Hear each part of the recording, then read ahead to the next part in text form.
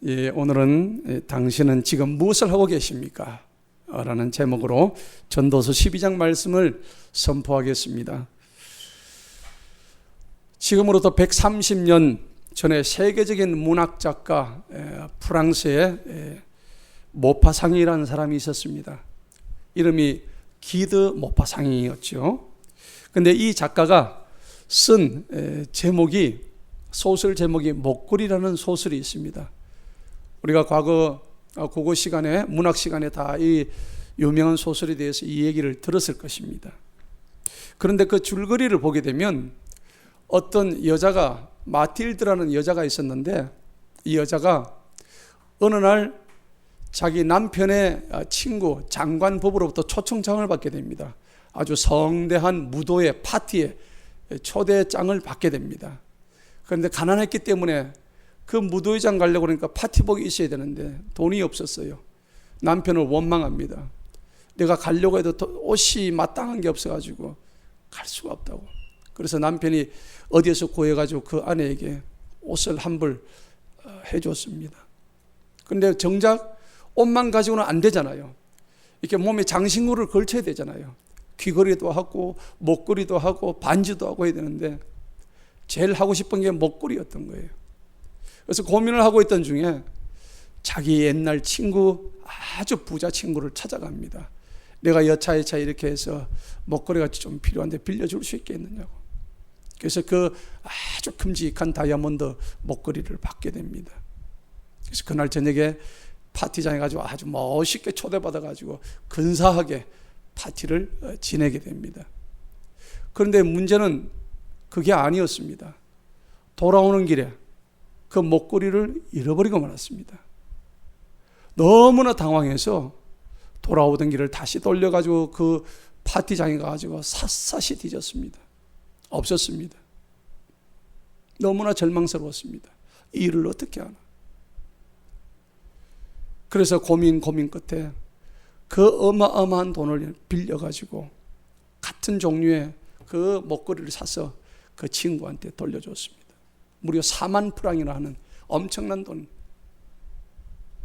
그리고 그 빚을 갚기 위해서 10년 동안을 죽을 고생을 하면서 그렇게 열심히 일을 하다가 자기 살던 집을 낮추고 허리띠를 졸라가면서 입을 건 못 입고 먹을 건 못 입고 정말 그렇게 인생을 살았더니 나중에 늙어버리기 시작했습니다. 고생한 흔적이 얼굴에 가득히 드러난 거예요. 그러던 어느 날 빚을 다 갚았습니다. 우여곡절 끝에. 그러던 어느 날 길을 가는데 10년 전에 자기에게 목걸이를 빌려줬던 그 친구를 만나게 된 거예요. 그러면서 그 친구한테 사실은 내가 너한테 목걸이를 빌려갔는데 이러이러해서 내가 10년 동안 고생을 했다. 그렇게 얘기를 하죠. 그런데 그 친구가 하는 소리가, 친구야, 그 목걸이는 진짜가 아니었어. 가짜였어. 불과 5프랑밖에 하지 않는 가짜 목걸이였어. 라고 그 친구한테 얘기하는 줄거리가 모파상의 목걸이라는 세계적인 문학작품입니다.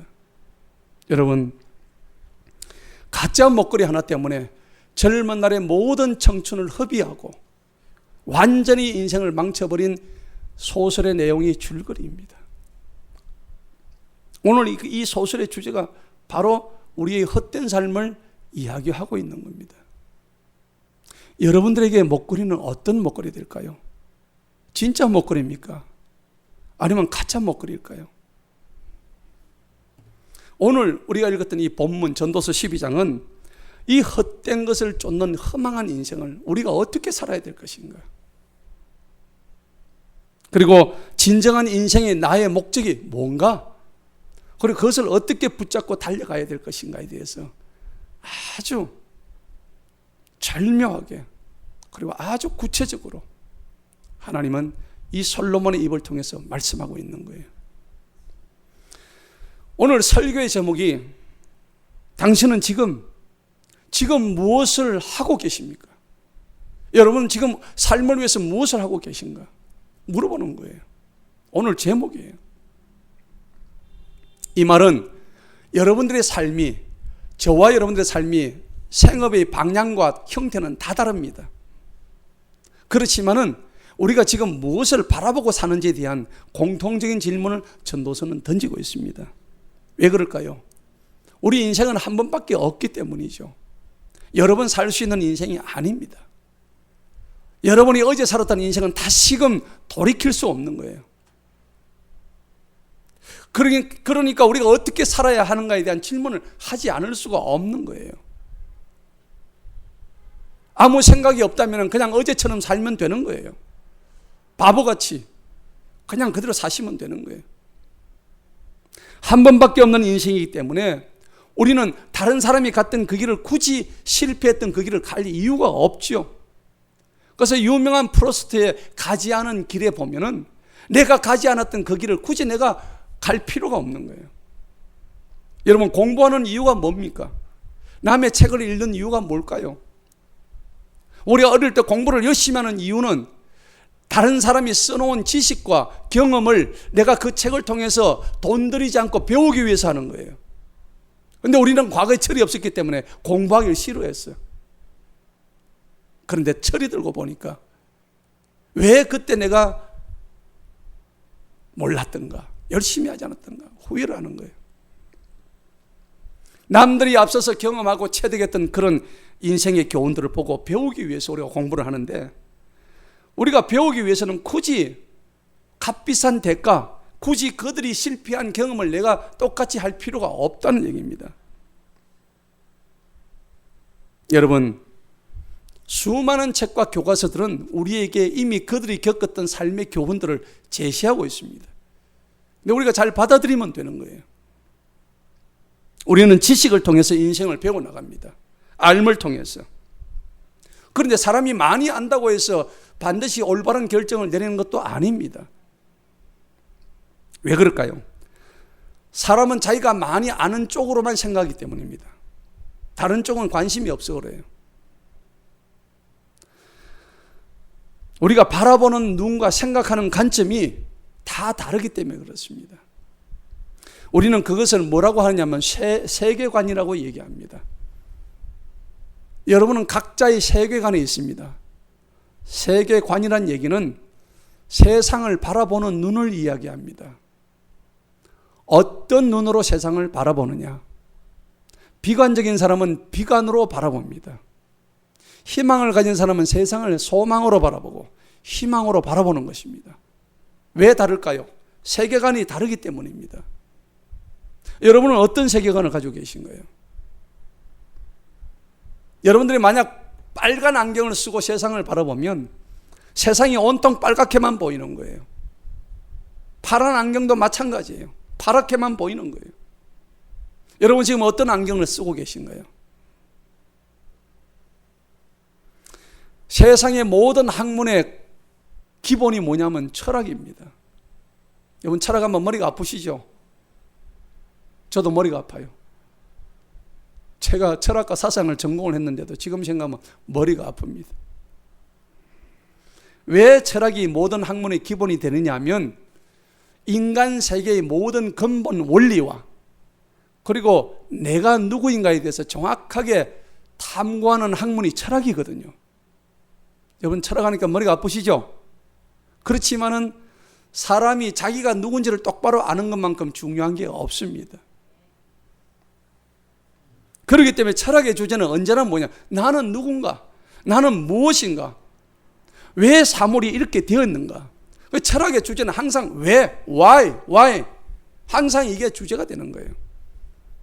인생에 Why가 없었다면 오늘날 과학이 이렇게 발전하지 않았을 거예요.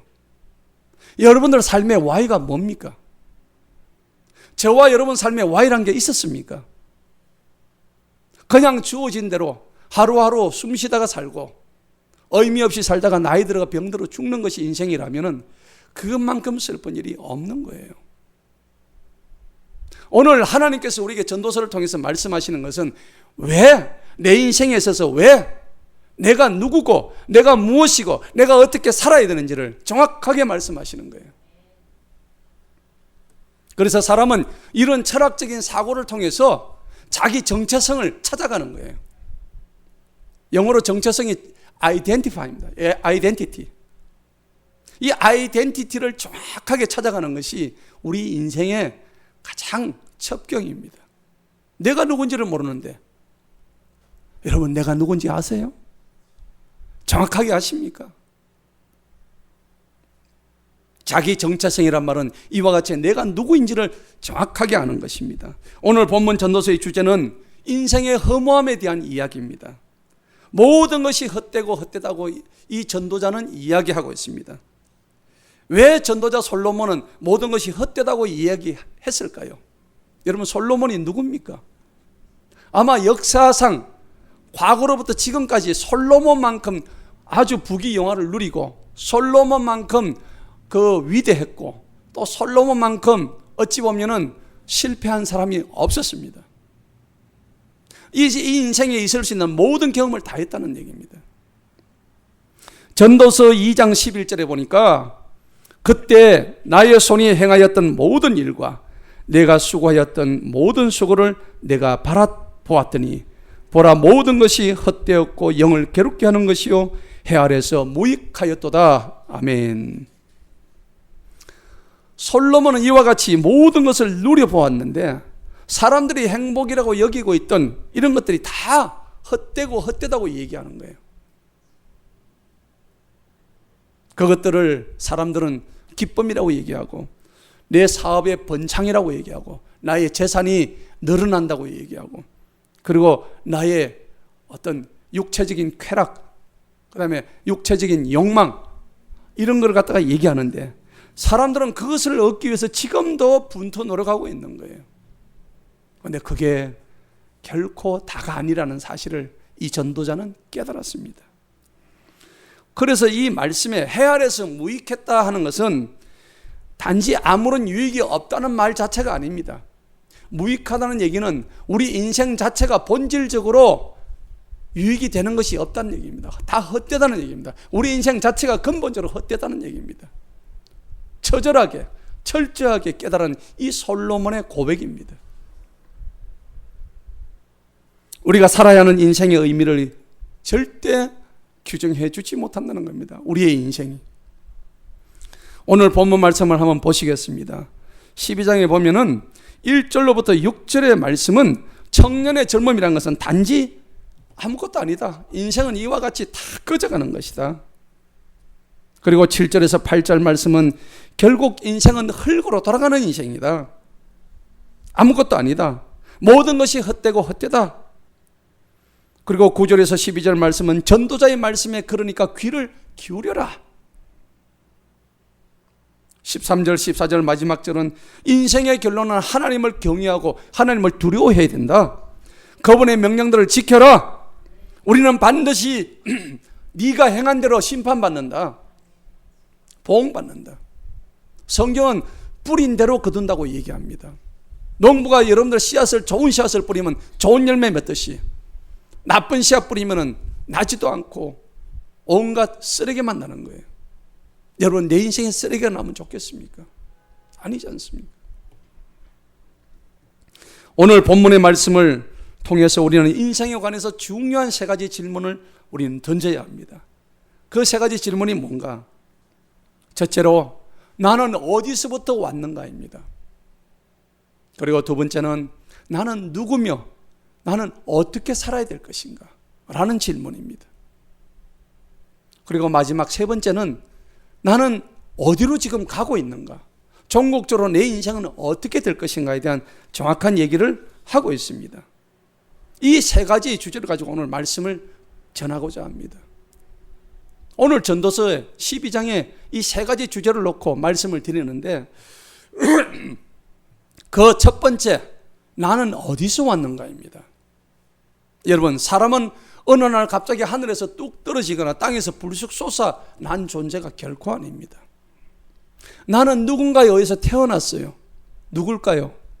내 부모님이에요. 근데 부모님도 그 부모님의 부모님한테 또 났어요. 부모님의 부모님이 계속 올라가니까 누가 있어요? 처음에 누가 있었습니까? 아담이 있었던 거예요. 그런데 사람은 그게 아니다. 원숭이가 있었다. 아메바가 있었다. 그것이 우리가 사람이 되었다. 그렇게 얘기하는데 어처구니 없는 얘기입니다. 성경은 절대 그런 말씀 하지 않습니다. 태초에 하나님이 천지를 창조하시고 일곱째 날에 안식하시기 전날 6일째 사람을 창조하셨다고 말씀하시고 있습니다. 최초로 인간 생명이 누가 만들었나? 아니면 이게 저절로 된 건가? 여기에 대한 명확한 답이 없으면 나의 인생은 그때부터 흐려지는 거예요. 여기에 대한 지식이 없다면, 확신이 없다면. 여러분, 물리학을 공부하게 되면 물리학 법칙 중에서 시간과 공간을 이야기하면서 힘이 들어갑니다. 에너지가 들어가죠. 물리학이 법칙이잖아요. 어떤 물체가 움직이려면 그 공간에서 주어진 공간에서 에너지가 가해질 때 그 물건이 움직여지는 거예요. 이게 여기 있는 물컵이 가만히 있는데 움직여지지 않습니다. 그건 물리학의 법칙이 아니에요. 그런데 진화론자들은 이게 저절로 생겼대요. 그 말이 안 되잖아요. 사람이 저절로 생겼대요. 하나님이 창조했다는 말을 하기 싫어서 저절로 생겼다는 거예요. 그런데 가만히 보니까는 이게 말이 안 되거든요. 그러니까 저들이 하는 소리가 뭐냐? 잘 모르겠다. 그걸 우리는 철학적으로 불가지론이라고 그래요. 알 수가 없다. 그걸 어떻게 아느냐? 궁여지책으로 하는 얘기가 그런 얘기예요.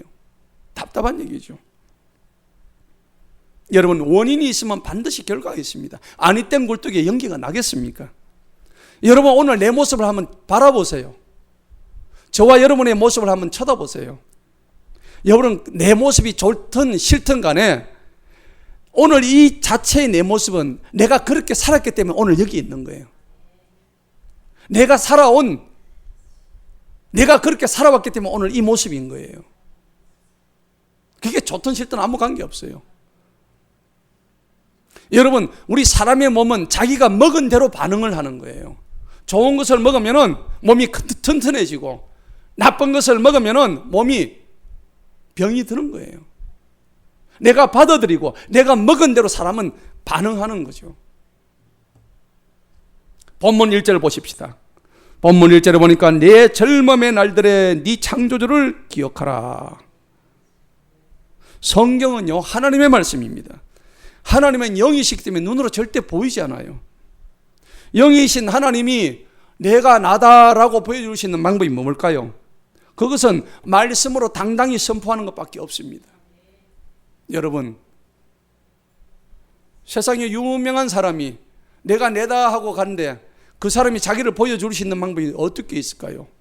사람마다 찾아가서 내가 내다, 내가 나다 이렇게 할 수가 없잖아요. 한두 사람도 아니고. 그럴 때는 그 사람이 써놓은 책을 갖다 주면 됩니다. 그 사람이 쓴 책을 보면 이 사람이 이런 사람이구나 하는 것을 우리가 알 수 있게 되는 거죠. 하나님은 영이시기 때문에 우리 눈에 보이지 않기 때문에 출애굽기 3장에 보니까 모세가 하나님은 누구십니까? 라고 물었을 때 나는 나다. 나는 스스로 있는 자다.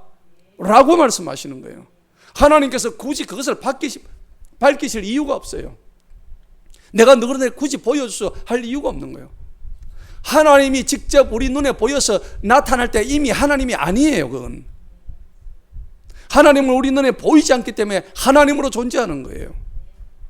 사람들이 눈에 보이는 것만 믿는다는데 절대 그게 아닙니다. 눈에 보이는 것도 믿지 않아요. 그런데 안 보이는 걸 어떻게 믿겠어요? 안 믿죠. 하나님은 자신이 누구신지 굳이 설명하지 않습니다. 나는 스스로 있기 때문에 우리가 보는 것이 전부가 아님을 명심하시기 바랍니다. 오늘 1절에서 너는 나의 피조물이다. 너의 창조주라고 얘기하십니다. 우리는 분명히 만들어진 피조물이라는 사실을 알 수 있습니다. 누구에 의해서요? 하나님입니다.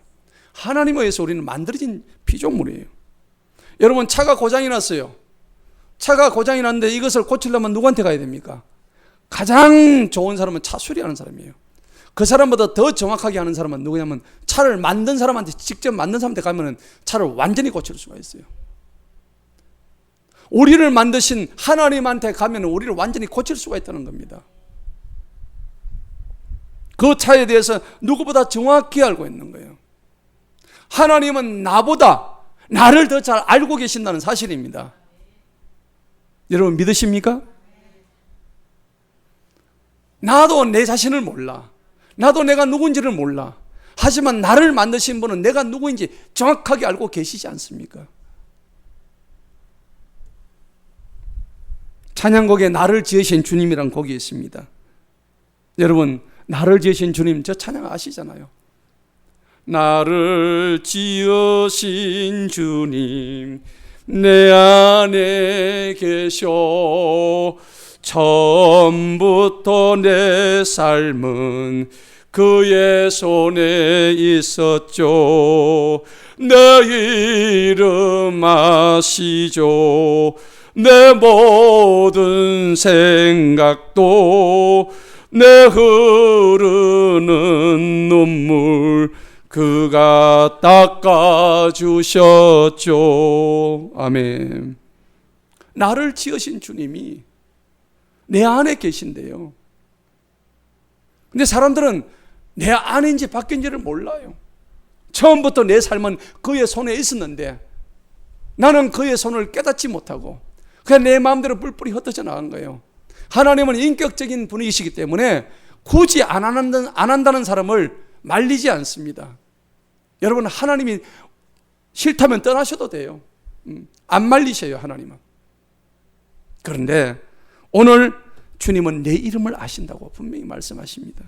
내 모든 생각도 내가 흐르는 눈물도 주님이 닦아주셨다 말씀하시는 거예요.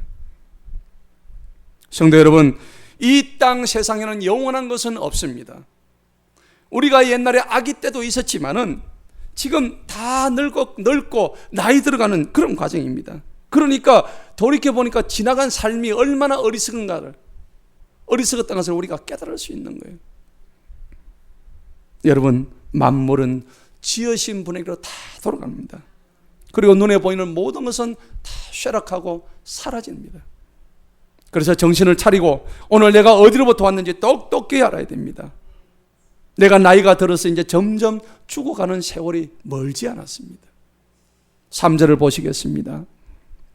2절 보니까 2절 봅시다. 해와 빛과 달과 별들이 어두워지기 전에. 여러분 우리가 나이 들면은 해도 못 보고 빛도 못 봅니다. 그리고 달과 별도 그 빛이 어두워지는 겁니다. 구름이 다시 돌아가 버려요. 3절에 보니까는 그날에는 집을 지킨 자들이 뜬다.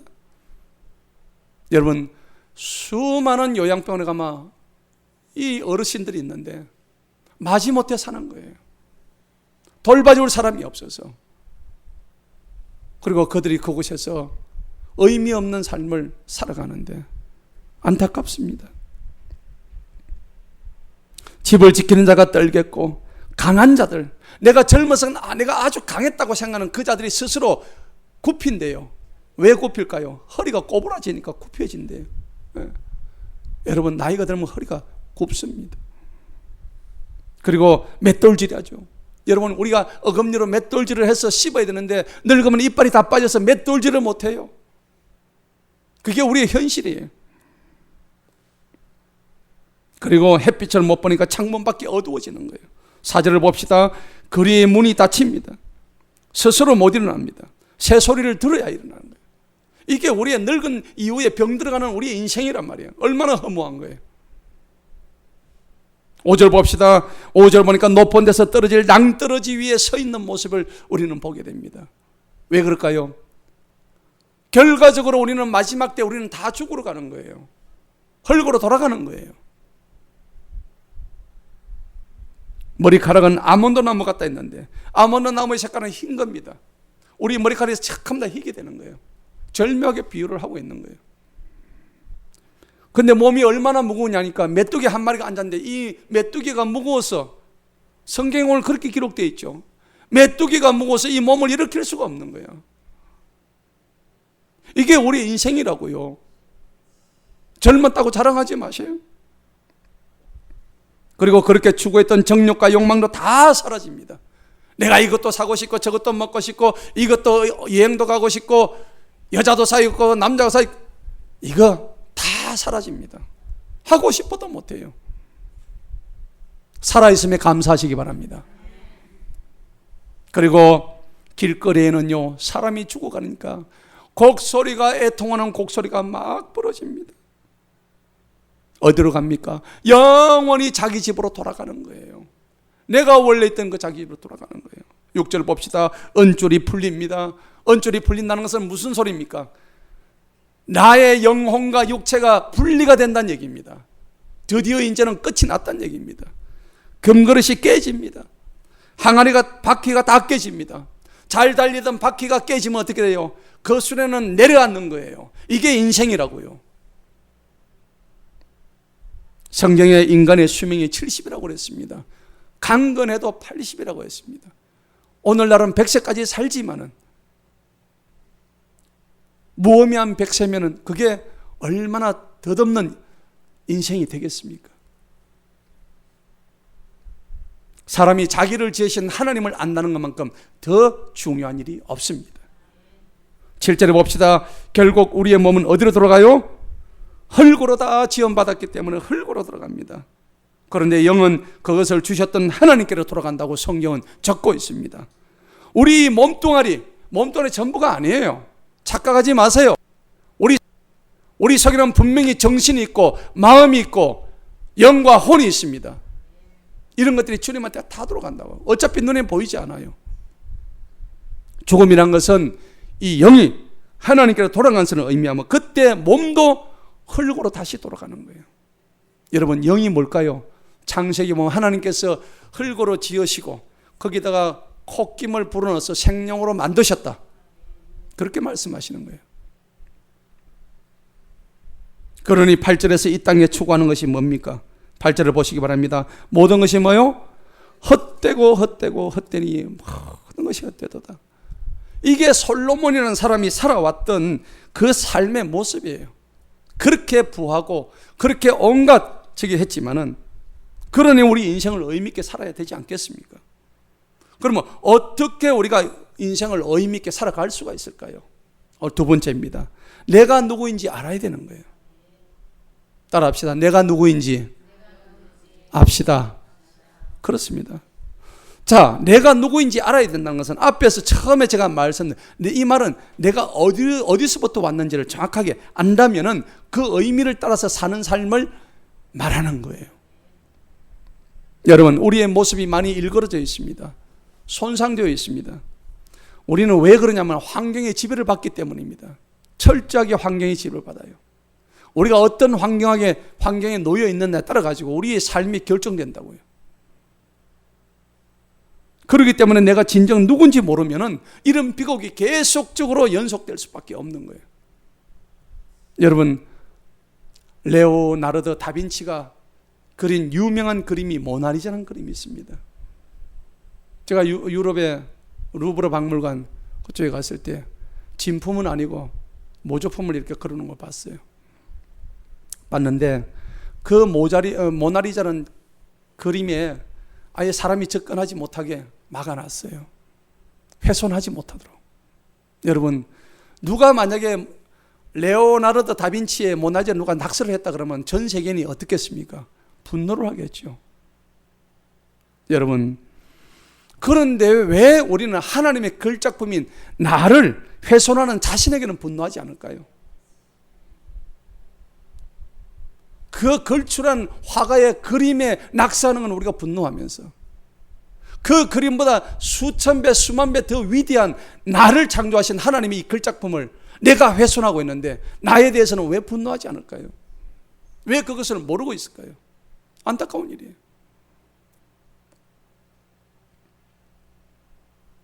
우리가 하나님 앞에 지었던 죄로 인해서 하나님의 원래 작품인 내가 훼손이 되었습니다. 망쳐버렸다고요. 낙서를 한 정도가 아니라 마치 나 아닌 다른 게 들어온 것처럼 되어버리는데, 나는 이미 그분이 만든 사람이 아니에요. 그분의 품을 떠나버린 거예요. 여러분, 그 떠난 사람을 책임져야 될 사람이 누구냐? 그게 나입니다. 내 인생 내가 책임져야 돼요. 하나님 안에 있든 하나님 밖에 있든 내 인생 내가 책임져야 되는데, 내 힘으로 다시 하나님께 돌아갈 수는 없는 거예요. 내 힘으로는 도저히 안 돼요. 내 지식으로는, 내 의지로는, 내 힘으로는 돌아갈 수가 없어. 그때 나 대신 누군가가 오셨습니다. 그분이 예수님이었습니다.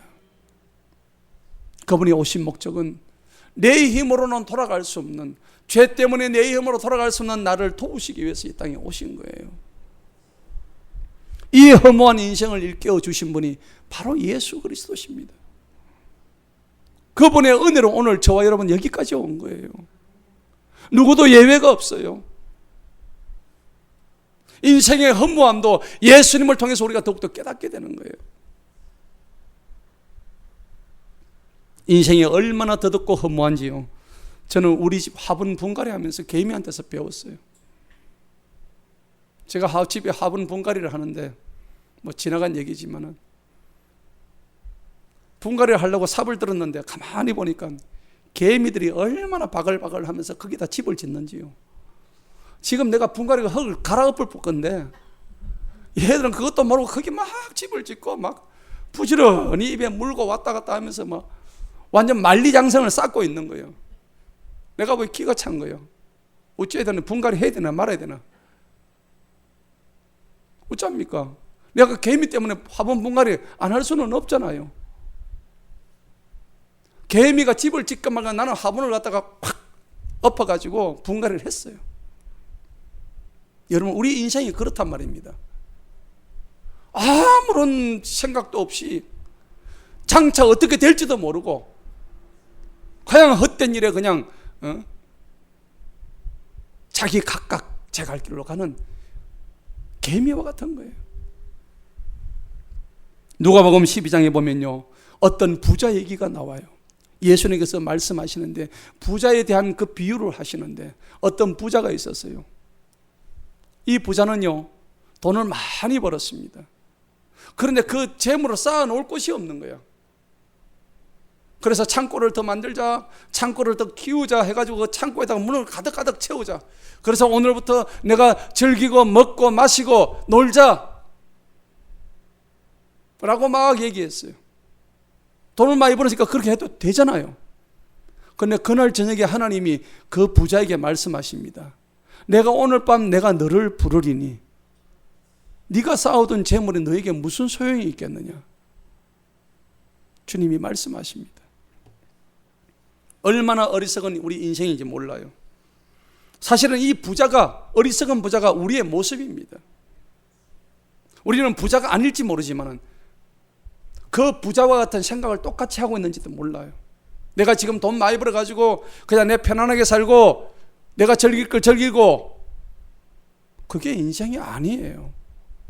오해하지 마십시오.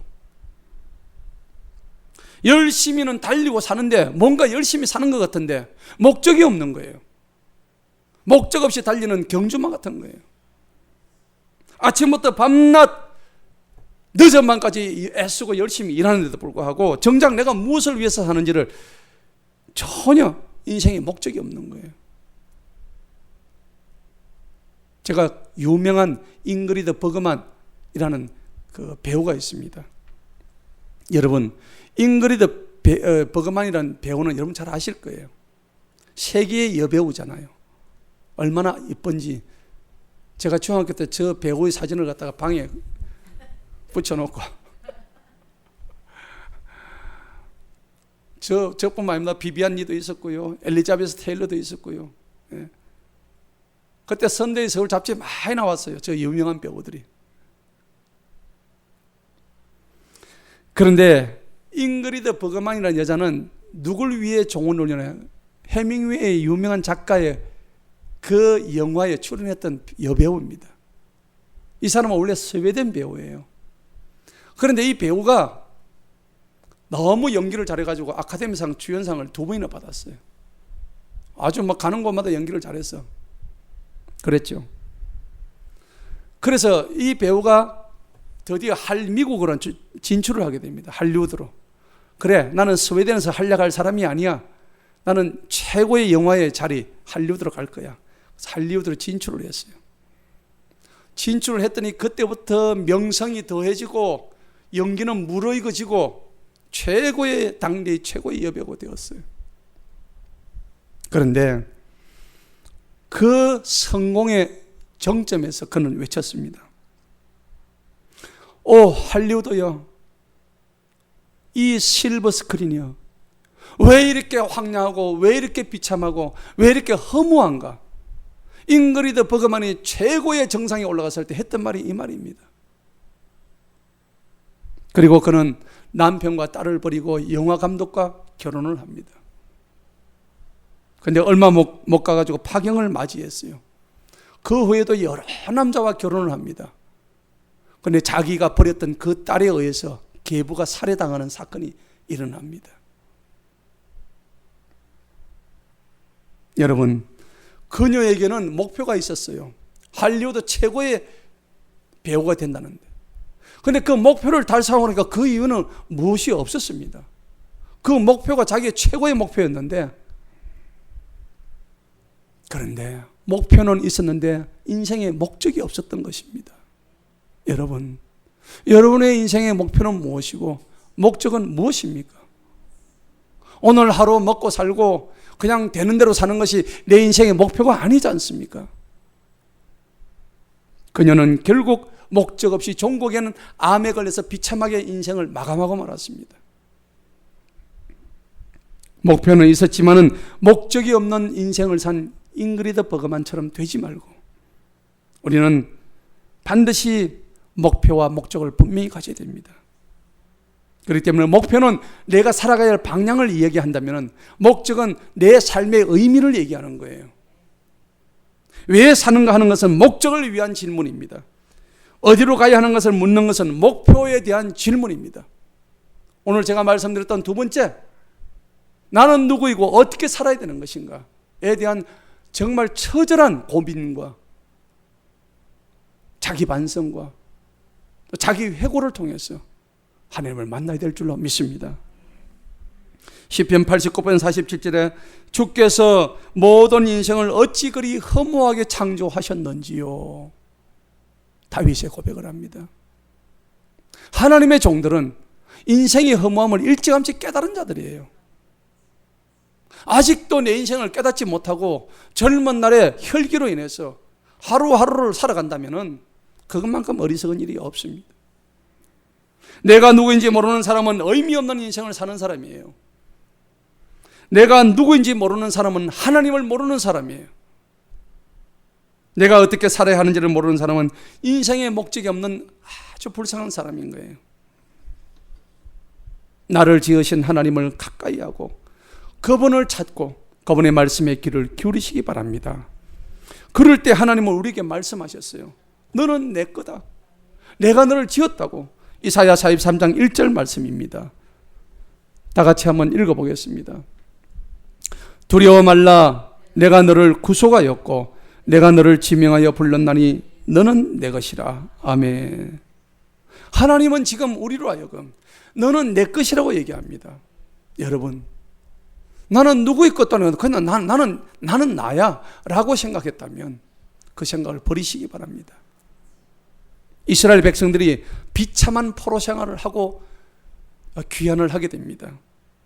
그런데 그들이 그 포로 생활을 하는 동안에 가졌던 의문이 있습니다. 하나님이 과연 자기들을 진정으로 선택하셨는가?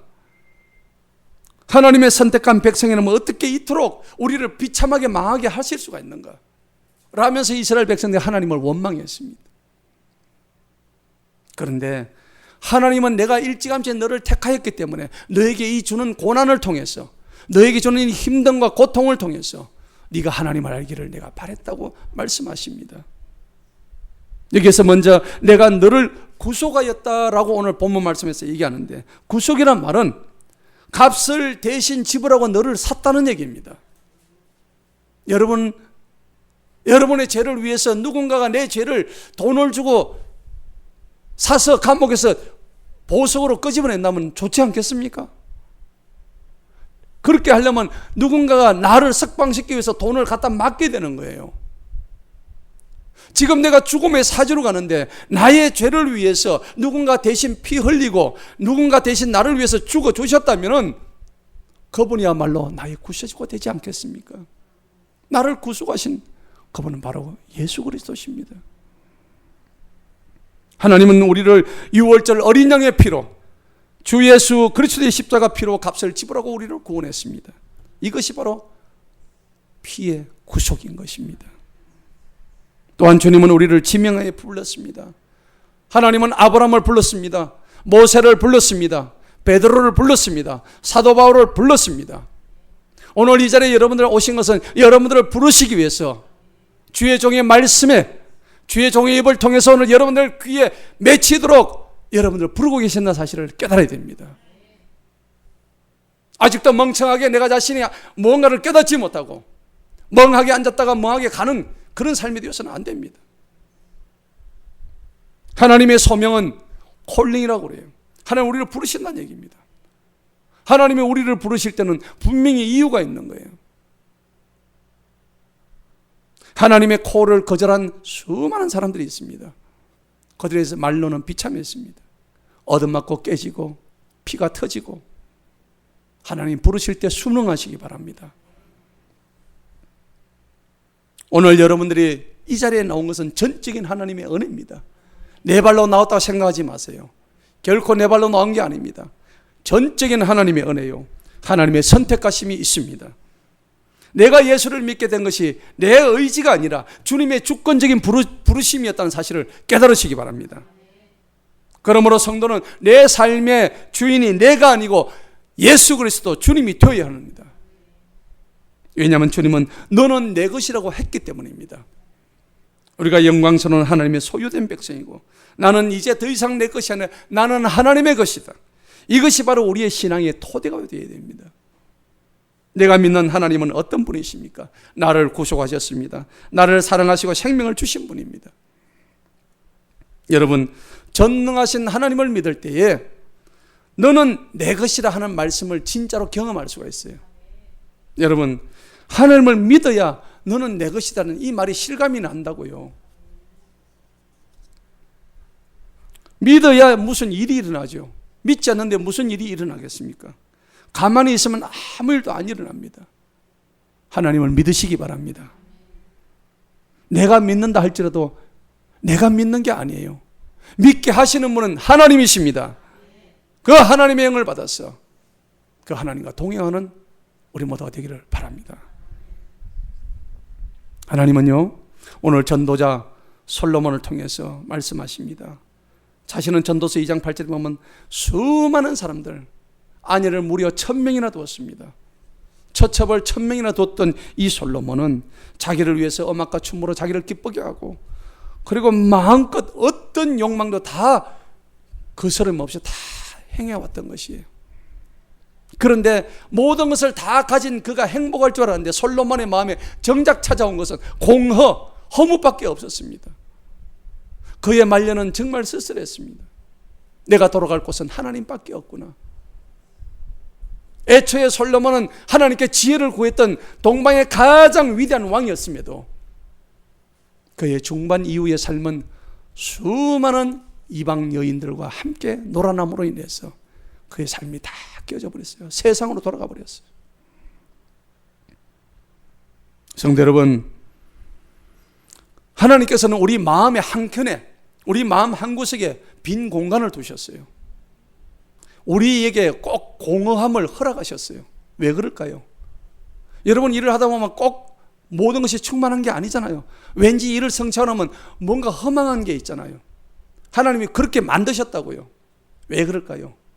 그 빈자리에 하나님으로 채우기를 원하시기 때문입니다. 아멘? 그 빈자리를 하나님으로 채우기를 원하시기 때문에 하나님은 우리에게 공허감을 주셨다는 얘기입니다. 그런데 어리석은 사람은 이 빈 곳을 자신의 욕망을 채우기 위해서 아직도 헤매고 있죠. 더 많은 재물과 더 많은 명예와 쾌락과 더 많은 음란과 인간은 그런 것으로 만족을 얻을 수가 없습니다. 오늘 본문 9절로 12절을 한번 보시겠습니다. 본문 9절 12절 봅시다. 솔로몬은 이 세상 보기에 다 누렸지만 모든 것이 흠함을 일깨워줍니다. 자, 9절에 봅시다. 지혜로워라. 이제는 과거의 모든 것을 벗어나고 지혜로워라. 그리고 많은 자문의 말씀들을 세워라. 그게 뭐냐? 10절에 보니까 여기에 기록된 하나님의 말씀을 따라라. 하나님의 말씀은 정직하고 진리이기 때문이다. 그렇구나. 나의 빈자리를 채울 수 있는 것은 하나님의 말씀이구나. 진리 대신 하나님의 말씀이구나. 11절에 보니까 지혜자의 말씀은 찌르는 채찍 같고 굳게 박힌 목과 같다. 여러분, 어떤 가구가 있는데 가구의 못이 굳게 박히지 않으면 그 가구는 해체되고 맙니다. 우리 가슴 속에 굳게 받쳐야 할 것은 상처가 아니고 하나님의 진리의 말씀인 줄 믿습니다. 한 목자 예수 그리스도로부터 우리를 자유케 하는 진리의 말씀이 우리 속에 들어와야 합니다. 12절을 봅시다. 그러니까 너무 많은 세상 지식으로 공부하지 말고 하나님 말씀에 귀를 기울이라. 말씀의 훈계를 받으라. 그래야만 네 영혼이 잘된 같이 범사가 잘되는 일이 너에게 이루어질 것이다. 내가 누구고 어떻게 살아야 하는지를 알려주는 유일한 바로미터는 하나님의 말씀입니다. 말씀대로 사는 것이 영생의 길입니다. 마지막 세 번째, 우리가 어디로 가야 하는가? 나는 지금 어디로 가고 있는가에 대한 고찰입니다. 여러분, 우리는 어디로 가고 있습니까? 내가 가야 하는 길을 아십니까? 우리는 흙으로 지음받았기 때문에 결국은 흙으로 돌아갑니다. 그리고 우리에게 호흡으로 영혼을 주신 하나님께서 우리의 영혼을 본래 자리로 거둬가십니다. 이제 우리가 할 일은 인생의 결론을 빨리 눈치채는 거예요. 멍청하게 있으면 큰일 납니다. 아하, 인생이란 건 바로 이런 거구나. 멀지 않았구나. 13절 보시기 바랍니다. 13절에 인생의 결론은 하나님을 두려워하고 그분의 명령을 지키는 것이라고 말씀합니다. 이것만이 사람의 도리요 온전한 본분이라고 말씀하는 겁니다. 우리가 어디로 가야 하는지를 정확하게 말씀하고 계시는 장면이에요. 우리는 근본적으로 아담의 죄를 물려받은 정죄받은 죄인들이었습니다. 이대로 살다가는 어떤 소망도 없는 그런 죄인들이라고요. 그런데 하지만 하나님은 우리를 사랑하셔서 자기 백성을 선택하시고 고별된 존재로 여겨주셨습니다. 사람들은 오늘 불안한 것은 소유가 부족하기 때문입니다. 조금만 더 여유 있으면 내 인생이 좀 더 편해질 건데 라고 생각할지 모릅니다. 그러나 길지 않은 우리 인생에서 그나마 안식과 위안을 누릴 때는 우리의 영혼이 주님 품 안에 있을 때인 줄 믿으십시오. 이제 여러분 가시던 길을 돌이키시기 바랍니다. 내가 가는 길이 내가 정확하게 알고 있는 길이 아니라면 그 길을 돌이키시기 바랍니다. 궤도를 수정하시기 바랍니다. 우리 다 같이 눈을 감고 한번 묵상해 보십시다. 다 눈을 감으십시다. 나는 어디서 왔는가? 나는 누구며 어떻게 살아야 하는가? 나는 지금 어디로 가고 있는가? 이 세 가지를 생각하면서 나는 하나님의 자녀다. 나는 올바른 자기 정체성을 가지자. 하나님의 자녀는 그분의 사랑과 은혜로 사는 존재입니다. 하나님 말씀에 순종하며 살아야 합니다. 나의 죄를 위하여 자신의 생명을 내어주신 그 주님을 생각합니다. 아버지, 여태껏 내 생각과 내 계획과 나의 뜻대로 살아왔음을 고백하나이다. 누군가 날 위하여 죽어주시고 부활하셔서 지금도 살아계셔서 나를 지키시는 그 주님을 생각할 때 당신이 지쳐서 기도할 수 없고 눈물이 빗물처럼 흘러내릴 때에 우리 주님은 연약함을 아시고 사랑으로 인도하십니다. 누군가 날 위해서 기도하는데 그분은 바로 주님이십니다.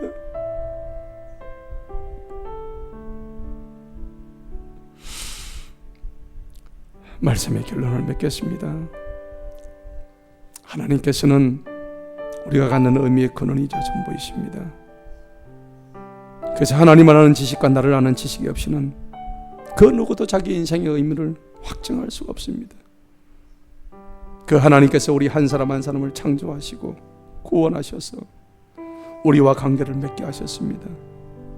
이 관계를 바르게 알고 참된 인간으로 살아갈 때 우리가 참된 행복을 누릴 수가 있습니다. 당신은 지금 무엇을 바라보고 계십니까? 당신은 지금 무엇을 하고 계십니까? 허무한 인생을 쫓지 말고 주님의 품 안으로 돌아와 영원한 기쁨과 진리의 주인공이 되기를 바랍니다. 고린도전서 10장 31절의 말씀, 마지막 말씀입니다. 먹든지 마시든지 무엇을 하든지 너희는 다 하나님의 영광을 위해서 살아라 말씀하십니다. 이 말씀대로 우리는 창조의 목적을 분명히 알고 인생의 모든 목적을 주님 영광 위에 살 때에 참된 평강과 안식을 누릴 수 있습니다. 그런 복 받는 저와 여러분 되시기를 주님의 이름으로 축원합니다.